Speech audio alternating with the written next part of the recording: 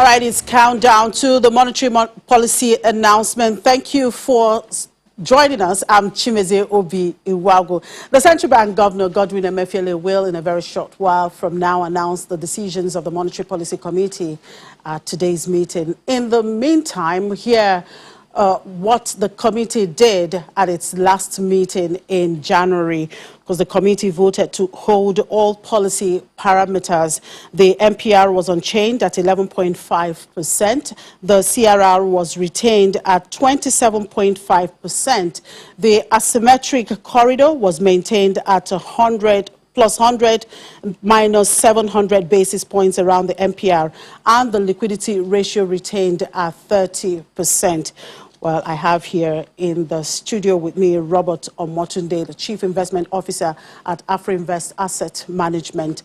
And thank you very much, Robert, for joining us. Well, it's a rainy day today. Yes, of course, I still have in our Abuja studio Paul Alaje, the lead economist and enterprise partner at SPM Professionals. Thank you very much, Mr. Alaje, for staying on there. Thank you so much. All right, Robert, let me start off this conversation with you. Of course, this is the second meeting for 2021 and the first one since we exited, well, recession. We exited the recession, even though that growth rate is quite fragile, coming earlier than anticipated. So what do you think will be the focus of the MPC members at this meeting? Truth be told, the committee will want to focus on still driving growth, even though we've experienced a positive growth. Like you said, at the level that it is right now, it is indeed very fragile.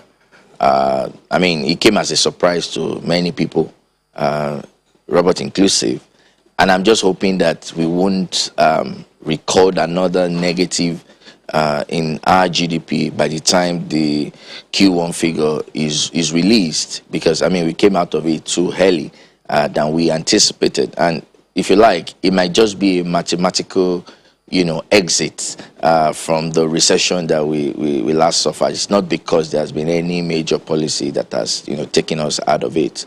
That said, the committee will want to focus on still putting a rein on inflation.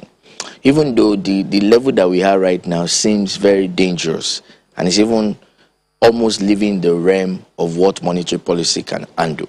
Because as you can see, the inflation figures levels we're experiencing now, as a result of supply side shocks. This time last year we were talking about border closure. The effect of some of those, we are still feeling the impact in the domestic prices. As we will know, food is a major component of the consumer price index, and that is still impacting on the headline inflation as we speak today. The insecurity challenges in north central, northeast, northwest, almost in every part of the country, we have one insecurity issue or the other. This is affecting food production, and naturally things will follow the laws of demand and supply. When there is a supply shortfall and the demand remains at the same level, what you would expect is that prices will keep rising, and that is the case that we're seeing right now. So whether monetary policy decisions will directly affect or impact on taking us out of this conundrum, it's what is not really clear. And because that is their job, the Monetary Policy Committee members, we want to argue along the line of inflation, the rising unemployment, the fact that we still have slow growth and the likes. But when you look at the policy options that are available, the MPC can either tweak the MPR. Do they still have any policy option? I mean, we're coming to this now. So when we come to the meeting, most members will still want to argue alongside theoretical underpinning of most of these issues. But like I said, it's almost leaving the realm of what monetary policy can handle. Let's take, for instance, the headline inflation we're talking about at this current level. What can monetary policy do to directly tackle inflation at this time? If you raise MPR, rather than put a rein on inflation, you can actually aggravate it. Because what we have seen, how monetary policy transmits into, the real economy is through market rates. And at this point, if MPC should raise MPR, say by another 50 basis point, you're likely to see a repricing of loans that are already in the market. It's, it's sticky downwards, but it's very flexible when interest rates are going higher. Banks can easily just reprice loans higher. But when interest rate drops, they hardly do that. So what you would then see is that for the likes of prime borrowers, who currently can issue commercial paper at single rate, you can now see a situation where yields are now rising across all fronts, from commercial papers to even loans that are currently reading in the bank. The implication of that is that depending on the elasticity of demand, they can also pass in this cost to consumers. So a raise in MPR at this time can actually fuel higher inflationary pressure in the system. That's why I'm saying that the situation we are in now is almost leaving the realm of what monetary policy can handle. So it's something that has to speak more to structural issues, which most times we often try to want to shy away from. When there is a major issue and there are shocks within the economy, we want quick fixes. Unfortunately, those quick fixes, they don't work for more than 1 month, 2, 3 months, and then you're back to the reality. So this is a point in time when we have to face the reality of the sources of inflation in this country. Exchange rate is a major one. Yeah, talking about exchange rate, and then the quick fixes, of course. Yep. Let me throw this at Paul there.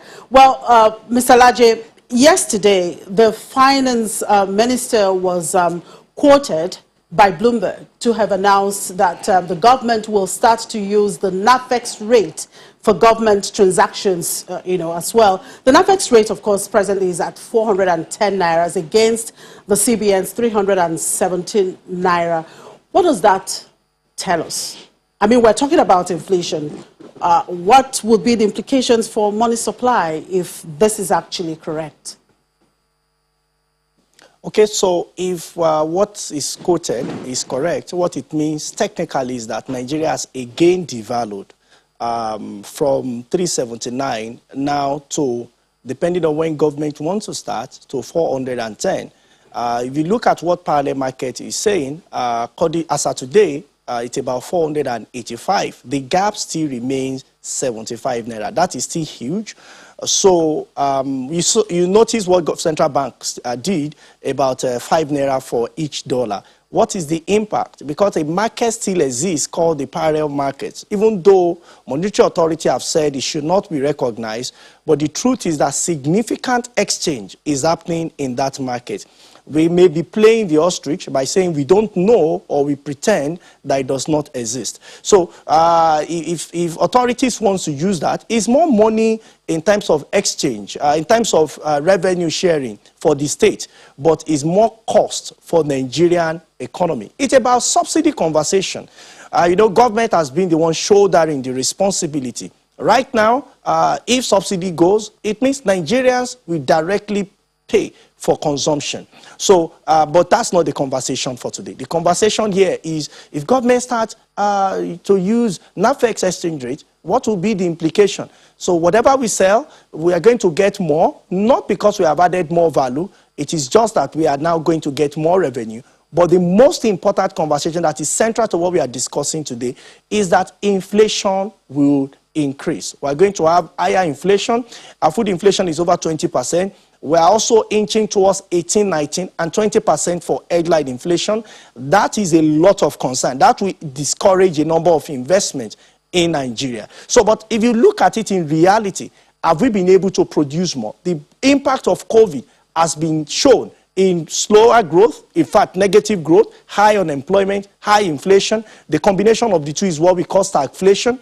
And stagflation is not a situation where we expect countries to be at. And like my colleague in Lagos has mentioned, but just to shed more light on it, what really can bring us out of the current economic quagmire, particularly the major macroeconomic parameters, talking about unemployment, inflation. Inflation is a monetary factor, so I will zero in on that. When you look at the major causes of inflation, yes, monetary tool could be used to control inflation, but not at the rate, because the causes of inflation Based on the report shared by National Bureau of Statistics, the major driver is food inflation. Where at the food belt, Benue, we just heard that the governor of Benue was attacked. So if the governor was attacked, you can imagine what will happen to Benue community. Kaduna, a major food production hub. We heard that about 39 people has been kidnapped. They are still with their at the kidnappers den as we speak.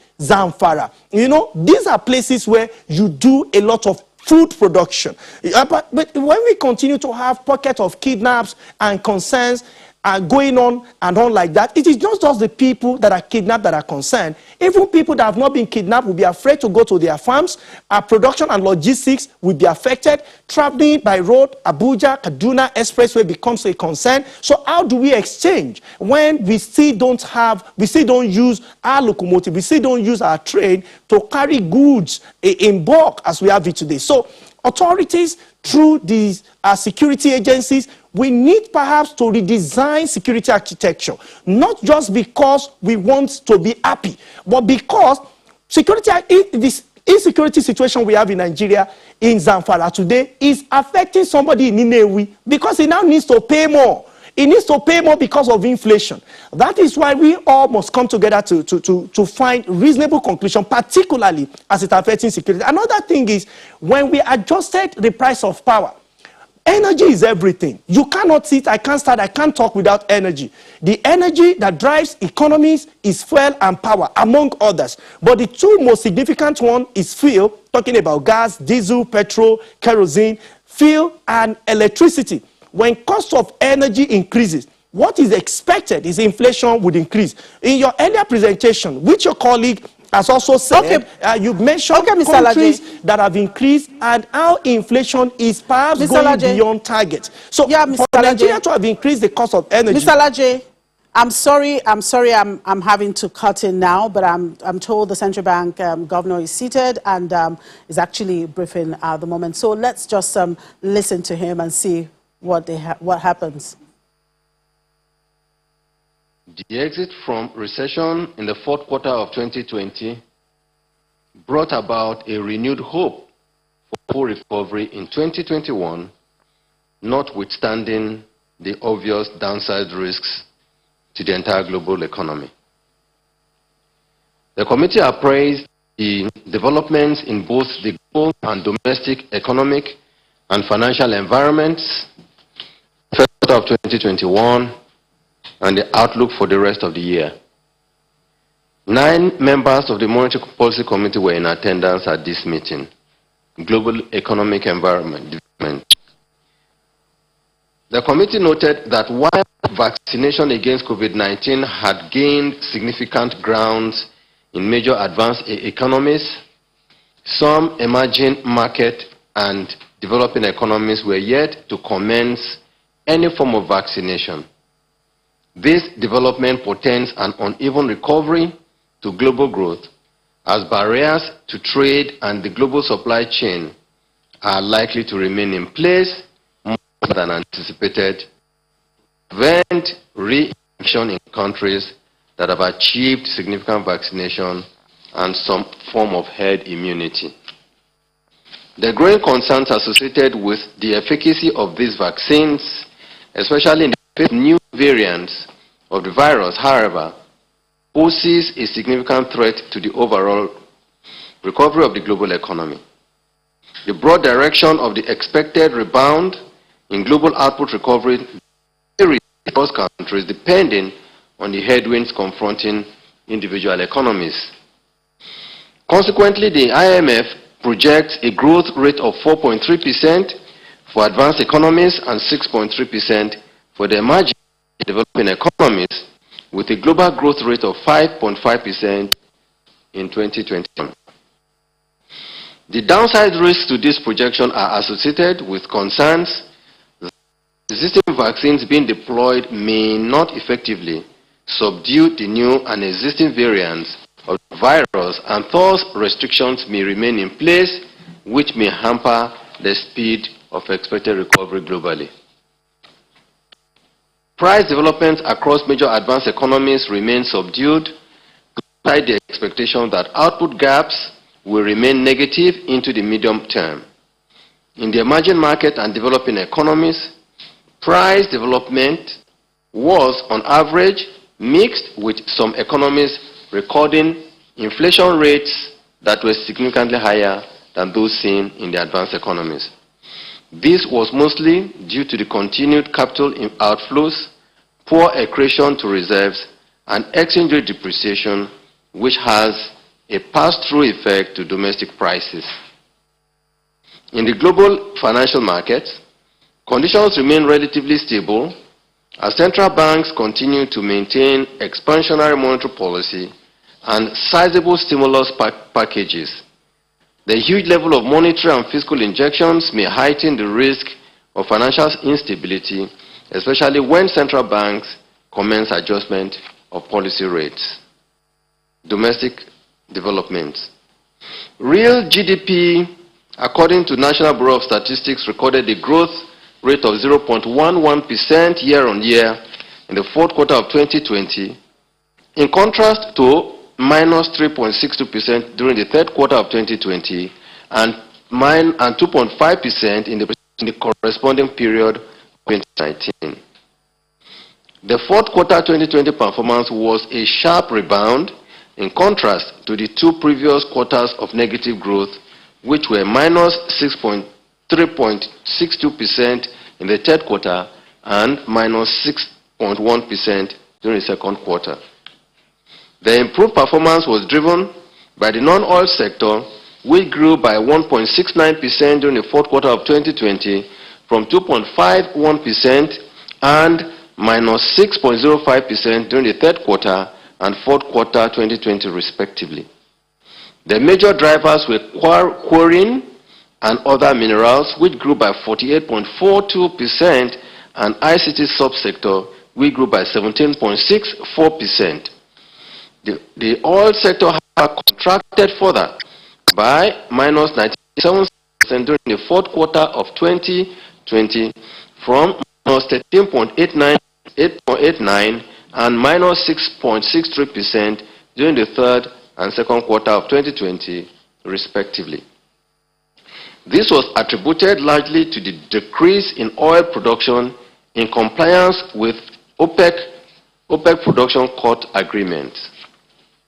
The committee noted the moderation in the manufacturing and manufacturing purchasing managers' indices, which, however, remained below the 50 index points in February 2021, but improved to 48.70 index points compared with 44.9 and 43.3 index points, respectively, in January 2021.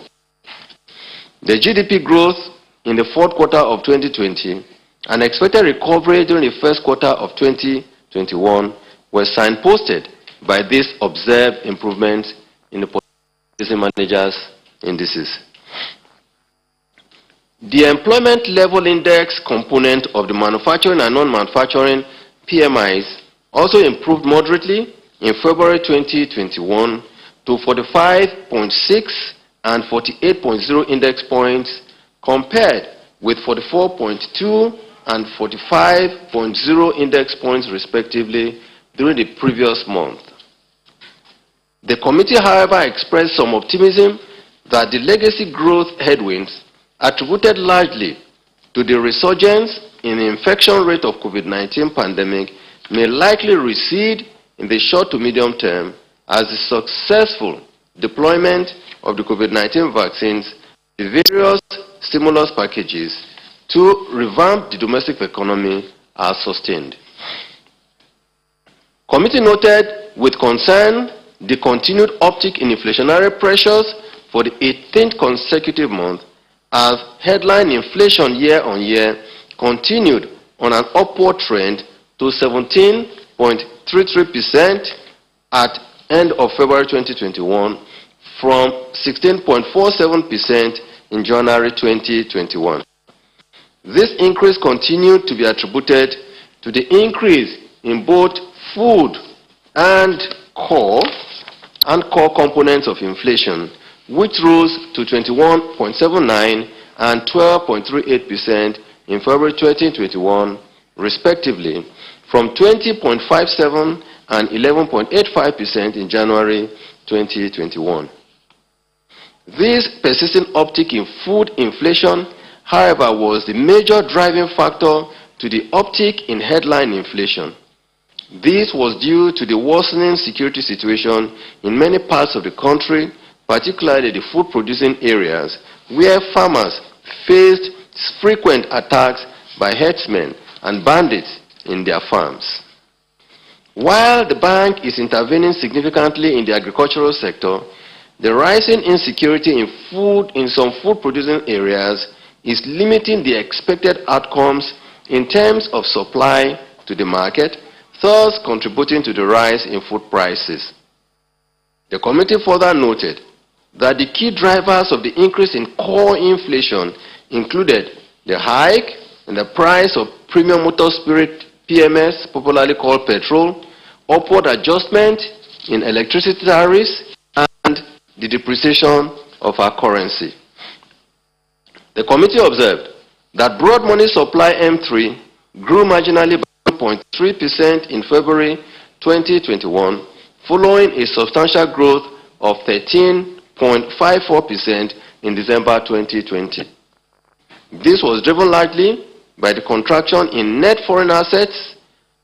The committee also noted that net domestic assets grew by 3.02% in February 2021 from 2.22% in December 2020. Banking system credit to the economy increased by 1.32% to 51.98 trillion naira in February 2021 from 51.30 trillion naira in January 2021, reflecting the ongoing broad-based monetary and fiscal stimulus to various sectors of our economy. The thus enjoined the bank to maintain its current drive to improve access to credit to the private sector while exploring other initiatives with the fiscal authorities to improve funding to critical sectors of the economy. Conscious of the persisting inflationary pressure, fueled largely by continued uptick in food prices, the committee noted the bank's interventions to boost food production, particularly through its various agricultural programs. Other complementary measures included increase in disbursement for the dry season agricultural program to increase output, the adoption of high-yield seeds to improve productivity, and the adoption of harvested produce as a means of loan repayment, which has stemmed hoarding and the activities of middlemen and rent seekers. The establishment of the strategic grain reserves for staple crops has also helped in addressing seasonality of agricultural commodities. In terms of funding, committee noted the banks has disbursed funding under its various agricultural interventions towards improving food supply in Nigeria. Committee also noted the disbursement of 107.6 billion naira to 548,109 farmers cultivating 703,619 hectares of land between the of 2020 and the first quarter of 2021 to boost dry season output in support of agricultural value chain development. Total disbursements as at February 2021 amounted to 1.487 trillion naira to date under the various agricultural programs, out of which 686.59 billion naira was disbursed under the Commercial Agricultural Credit Scheme and 601.75 billion naira under the Anchor Borrowers Program to 3,038,649 farmers to support food supply and dampen inflationary pressures. Under the Targeted Credit Facility, which is meant for households and very small and micro businesses, the bank has disbursed 118.16 billion naira to 475,376 beneficiaries out of which 34% of these beneficiaries are micro, small, and medium enterprises. Under the Agricultural Small and Medium Equity Investment Scheme Program, AXMIS, 111.62 billion naira has so far been disbursed to 28,961 beneficiaries, 70% of which are in the agricultural sector of the economy. Under the Creative Industry Financing Initiatives, which is primarily targeted at our youth, 3.19 billion naira has been disbursed to 341 beneficiaries, out of which 53% of it is to the movie industry. Under the National Mass Metering Program, 33.45 billion naira has been disbursed to 9 distribution companies for the procurement of 605,852 meters, while 89.89 billion naira has been disbursed under the Nigeria Electricity Market Stabilization Facility, NEMS 2, to 11 distribution companies to improve the electricity supply industry in Nigeria. Under the 100 billion naira Healthcare Intervention Fund Program, the CBN has disbursed 94.3 billion naira to 85 projects in the pharmaceutical industries, hospitals, and state governments for both brownfield and greenfield projects, mostly to expand pharmaceutical drug lines, acquire MRI and other equipment, and upgrade laboratories and other hospital services. Indeed, let me say that the CBN is still willing to even expand the facility, noting that almost 100 billion that was set aside for this program is already been achieved. Under the 1 trillion naira manufacturing intervention stimulus, the total of 803.36 billion has been disbursed to 228 projects across various sectors in the agro-allied, mining, steel, production, and packaging industries, amongst others. The monthly weighted average interbank call and open buyback OBB rates fell to 1.8 and 1.5% in February 2021 from 3.5 and 2.30% in January 2020, respectively, reflecting the continued liquidity surfeit in the banking system. The committee noted the weak performance in the equities market despite the recent increased patronage by domestic investors. The all-share index and market capitalization continue to decline due to portfolio switching from equities to fixed income securities, reflecting the perception of improved yields at the long end of the yield curve. All-share index decreased by 1.17% to 39,799.89 points on February 26, 2021 from 40,270.72 on December 31, 2020. Similarly, market capitalization fell by 1.11% to 20.82 trillion naira on February 26, 2021 from 21.06 trillion naira on December 31, 2020 over the same period.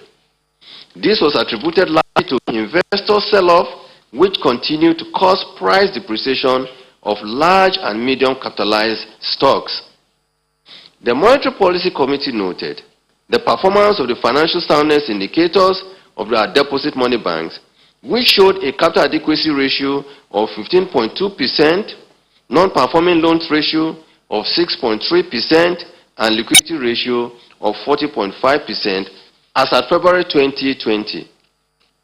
As regards non-performing loans, the MPC noted that the ratio remained above the prudential benchmark of 5% and urged the bank to sustain its regulatory measures to bring it below the prudential benchmark. Committee noted with satisfaction the improvement in the level of external reserves, which stood at $36.46 billion as at the end of February 2021, compared to $34.94 billion at the end of January 2021. This reflects the recent upsurge in crude oil prices on the backdrop of the renewed optimism on the successful deployment of COVID-19 vaccines across the globe. Our outlook. The medium-term outlook for both the domestic and global economies indicates cautious optimism. This is premised on the expectation of sustained policy support and successful deployment of COVID-19 vaccines around the globe and its effectiveness in ensuring herd immunity. Available data on forecasts for key macroeconomic variables for the Nigerian economy suggests further rebound in output growth for the rest of 2021.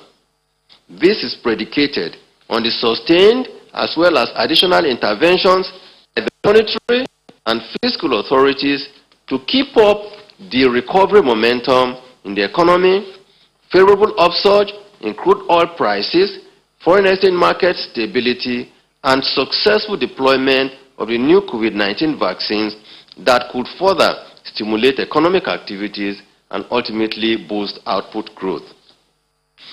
Given the potential rebound in output growth, bolstered by the resumption of economic activities post-COVID-19, inflationary pressure in the economy is projected to moderate in the short to medium term.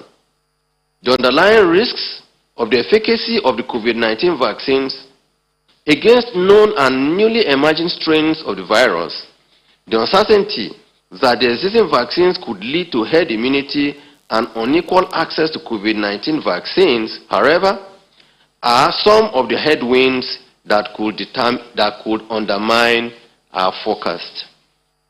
The committee's consideration. The committee noted the moderate recovery in output growth during the fourth quarter of 2020, associated mainly to the positive impacts of the several monetary and fiscal measures implemented to reflate the economy following the negative consequences of the COVID-19 pandemic. This, in the committee's consideration, provides an opportunity for further consolidation as most projections suggest substantial recovery across several economies throughout the world. However, the committee was not oblivious. Downside risks to the broad outlook for recovery in 2021 as efforts to achieve herd immunity continued to face significant headwinds. The committee welcomed the current efforts by the government and other support agencies in procuring vaccines and thus urged the quick and efficient deployment of the vaccines to support ongoing monetary and fiscal stimulus towards full recovery of the Nigerian economy in 2021 and into 2022.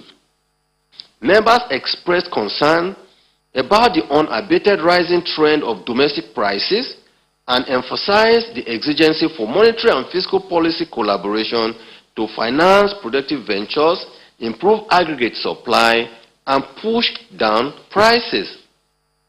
The MPC reiterated its concerns on the activities of persons and groups causing security challenges in the food-producing areas of the country, as this has contributed to the major uptick in food prices across the land.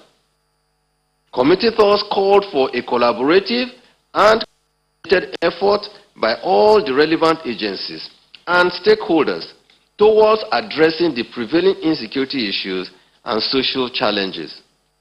Committee also called on the government to explore the option of effective partnership with the private sector to improve funding sources necessary to address huge infrastructural financing deficit.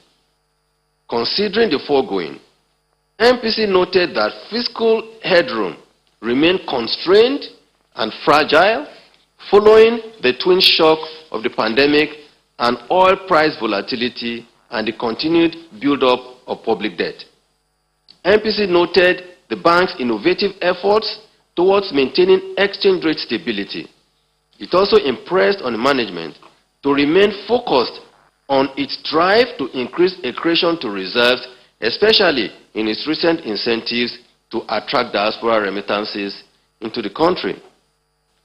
Committee welcomed the relative strengthening of the money market rate compared from its position at the end of the lockdown.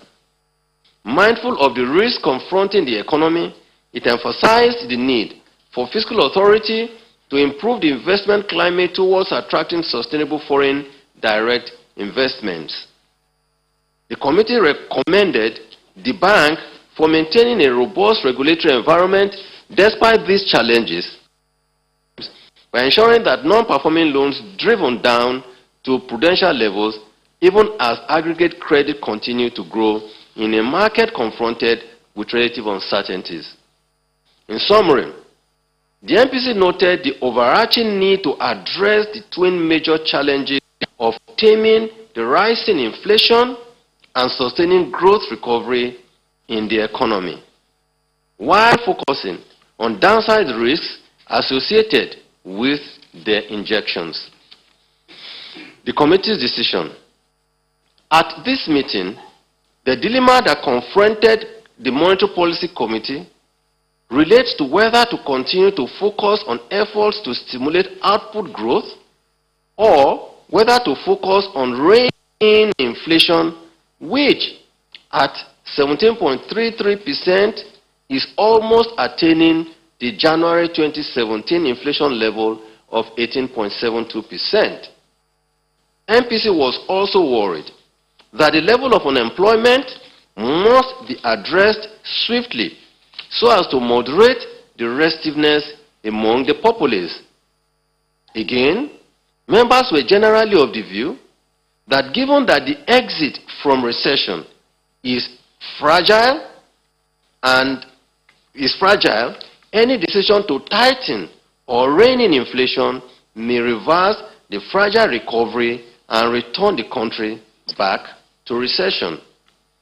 In the light of the foregoing, the consensus amongst MPC members was that given that inflation is substantially a supply-side phenomenon, there is need to continue to focus on consolidation of the recovery process by taking those actions that would continue to stimulate output growth, create employment, but at the same time have an eye on efforts to moderate the inflationary pressure using the current administrative measures being adopted by the bank in controlling monetary aggregates in the banking system.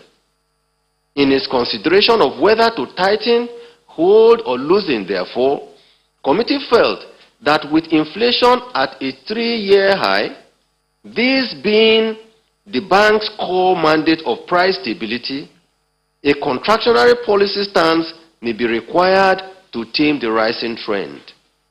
It nevertheless feels that tightening will hike the cost of capital and hamper investments required to create employment and continue to boost recovery.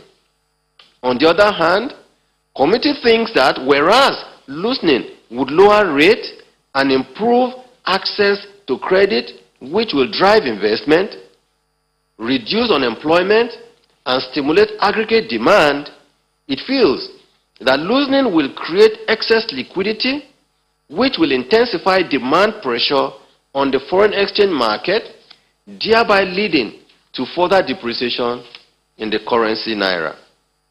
It therefore feels that a hold position, which encourages management to continue to use its various intervention mechanisms to deploy liquidity into employment generation and output stimulating sectors of the economy, will be desirable, as this would help consolidate the country's recovery process. The committee therefore decided by a vote of 3 members to increase MPR by 50, 75, and 50 basis points respectively, and 6 members voted to hold all parameters constant. In summary, MPC voted 1 to retain MPR at 11.5%, 2, retain asymmetric corridor of plus 100 and minus 700 basis points around the MPR, 3, retain the CRR at 27.5%, and 4, retain liquidity ratio at 30%. Thank you very much for your attention. Thank you. This is the communique of the 278th meeting of the Monetary Policy Committee of the Central Bank of Nigeria. Thank you, Governor, once again. We'll take a few questions. You mention your name, the media organization you work for, and your question. Thank you. Good afternoon, Mr. Governor. My name is Ndoka Chejin of the National Bank. Inflation is now 17.33%, given all the efforts that CBN has been putting in place to check it. Now, what is the CBN considering to manage inflation, given its efforts to stimulate the economy? Thank you very much.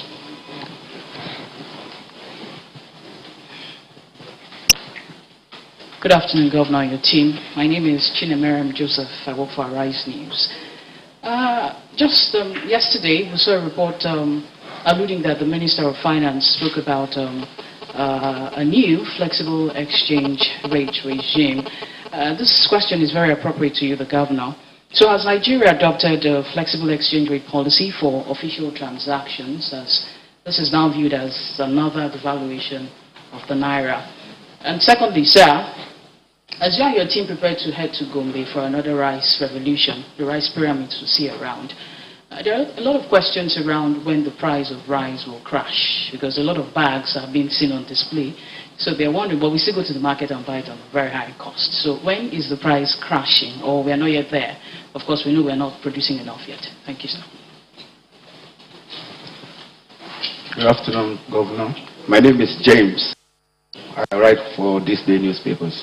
There are reports, sir, that there seems to be scarcity of foreign exchange in the deposit money banks. And this has made it difficult for parents to pay the fees of their wards in schools. How is the CBN looking into this issue? Thank you, sir.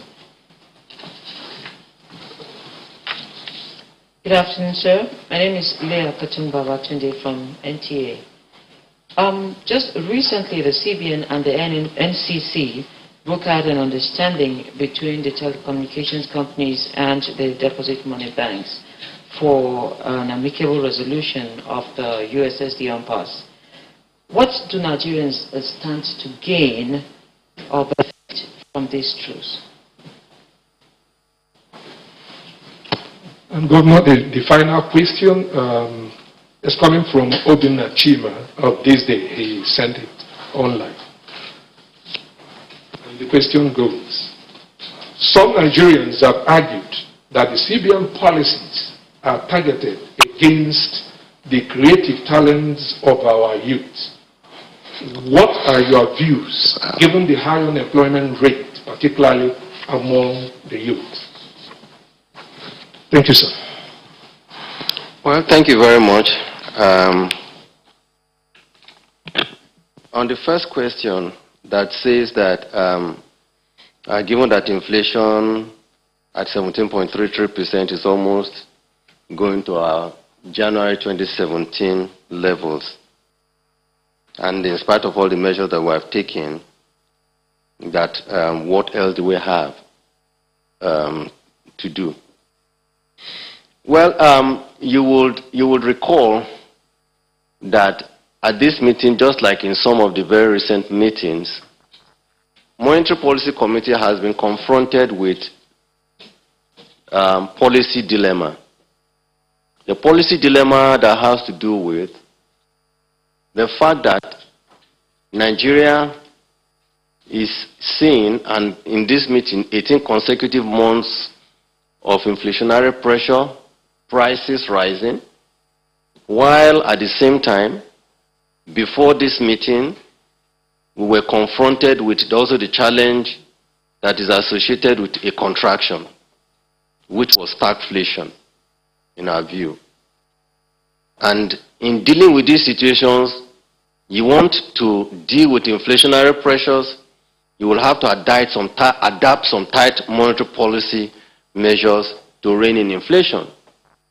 When you adopt a tight monetary policy stance, what it does is that it constrains liquidity, makes interest rates high, and makes life difficult for those who want to access credit.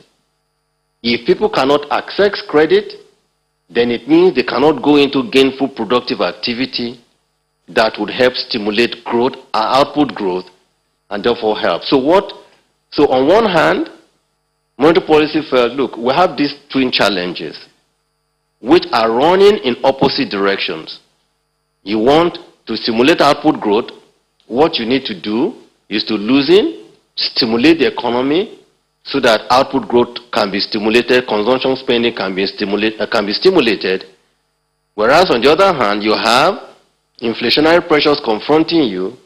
Inflation itself has its own damaging effect on purchasing power and the standard of living of the people. And what you will find is that what you need to do to tame it is to adopt some measures that tightens liquidity so as to rein in inflation.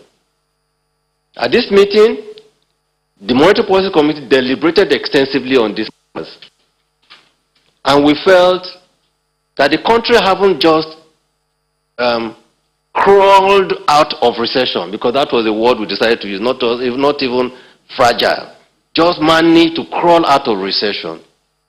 Should monetary policy be tightening in a way that creates disadvantage or disincentive to activities that will stimulate output growth and therefore reverse us back to recession, or that we should continue to bolster or stimulate the economy so as to be able to consolidate on growth? So that's what we deliberated on extensively. And Monetary Policy Committee members came to the conclusion that given that we're just crawling out of recession, there's a need for us to continue to do those things that we did, and more intensely, those things that we did that took us out of recession, looking at supporting interventions, particularly in the agricultural sector, in the manufacturing sector, in the ICT sector, in the services sector, that where we had double-digit growth, in the creative industry sector, in all those other sectors that helped us to exit the recession. We should look at intervening in the health sector. We should look at possibility of even doing more, creating more loans through our targeted credit facilities for our households and small businesses, particularly that were adversely impacted by COVID. Knowing fully well that when we support households and medium and small enterprises, what that will result is that it will stimulate spending that will ultimately lead to aggregate demand and then bolster our gross domestic product. So we decided that yes, while even doing this, we must also take certain decisions, certain actions, in this case administrative actions that would help to moderate the rate of acceleration of inflation until we are comfortable that output has already attained what we can call a cruise level before we can begin to effectively and aggressively tame inflation. So we will continue on those because we know that things are not just right yet. But we are lucky that we are in a position where we have an opportunity, and I use the word again, to reset our economy and push in a positive direction for growth that will really impact positively on the life of our people. So that's what we will continue to do. But we are not going to lose sight on the rate of inflation. We will not lose sight on rate of inflation. Yes, we may see it still maybe slightly move, maybe in April. Most of our forecasts say that it may move up into April, but that from around May, we may begin to see a moderation in inflation at a level that by that time, hopefully, we would have seen the first quarter output numbers, GDP numbers, which we hope will help to consolidate on the recovery and then begin to attack inflation very aggressively. So we are saying that the MPC is still looking very aggressively at inflation, but at this point, let's see to how we can consolidate on growth of the economy. The second question talks about some interviews from the report of Bloomberg that attributes the fact that Nigeria has moved into a flexible exchange rate, or their own conclusion from what the Minister of Finance said is that Nigeria has moved effectively into a flexible exchange rate. Let me repeat that Nigeria has not changed from its foreign exchange management policies. Nigeria still remains on a managed float. What does the managed float regime mean? That the central bank, being the institution that has a core mandate for a foreign exchange in the country, would run the market, see to how the market operates, depending on its reading, how exchange rate moves in the market, will come from time to intervene in the foreign exchange market. It might interest us to know that since January, the CBN has not intervened in the ironing window. The market has always operated within a band of around close to about 409. In fact, at some point, it attained 412, went to 413, and began to move. And that is where it's supposed to move. And then central bank's job is to watch the market and see how it's operating, and from there determine whether or not it should intervene to moderate the rate in the market in line with our own reading of where we think exchange rate should be. So when Bloomberg begins to conclude from the statement of the minister, which I believe is not true because I have not heard that audio, that we have moved into a flexible exchange rate regime, I would just try to appeal to members of our press community that when you have an information, it is always better for you to seek clarification, particularly from the authority. Section 2A of the CBN Act, and I will read, places the object, it says the principal object of the CBN shall be A, ensure monetary and price stability. B, right? Well, that was the Central Bank Governor Godwin Emefiele, of course, announcing the decisions of the Monetary Policy Committee at this meeting. And of course, the committee decided to keep all monetary policy parameters unchanged. Well, I still have my guest here, Robert Omotunde, in the studio here, and of course, Paul Alaji in Abuja studio. Well, gentlemen, a quick one before we round off this session, and I'm going to take it from the last statement that the central bank is. We're talking about the exchange rate here. Of course, you heard the central bank governor. Yes, the central bank is still operating a kind of a managed exchange, not a flexible one. But the fact that the government, of course, is still talking about now operating the 410 Naira NAFEX rate. Well, so what I think the governor was trying to clarify is the fact that, you know, we had investors and exporters window that was opened in 2017. That's the market that allows the banks and, you know, the eligible players in the market to play. Now, that market is supposed to be a market reflective system, so to speak. That is the NAFEX rate, so called, is supposed to be the rate that you derive from the INEFX window, in which the central bank is also a participant. At some point, the significant play of central bank was as high as 30%, 40% at some point. So what the central bank was trying to clarify is that as it is right now, they haven't moved into a full-fledged flexible exchange rate, but that they've remained at the level that they have been, which is that it's a managed floating.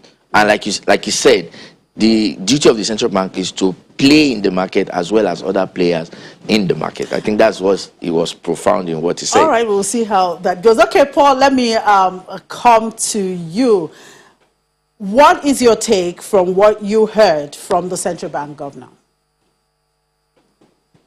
Okay, so from what the central bank governor mentioned, is not different from what we have projected and what we assume will be the situation today. It's almost exactly the situation. But he mentioned some very salient point. as to what authorities must do in terms of securing farms and also ensuring that we have better output, we reduce supply shocks, which is the reason why inflation is so high. It is also very hopeful that by Q1 report, which we hope will be published sometimes in April or early March by National Bureau of Statistics, which means that by the time MPC is meeting again, maybe May, hopefully, we will now see if the situation would have improved. But my opinion is that anything lower than 50% of population growth rate, which is average of 3%, if you have anything less than 50% of population growth rate as GDP growth rate, it will be too early for us to adjust key parameters because we know such growth will still be very, very weak and very, very fragile. Thank you very much, gentlemen, for joining me on the show. I do appreciate your time. Mr. Paul Alaje there, thank you very much. I appreciate your time. And of course, Robert Omotude, thank you. I mean, you came all the way in the rain. Thank you very much. I appreciate your time. Let's just hope that we eventually get things right. And that's it on the program. Thank you for watching. I'm Chimeze Obi Iwago.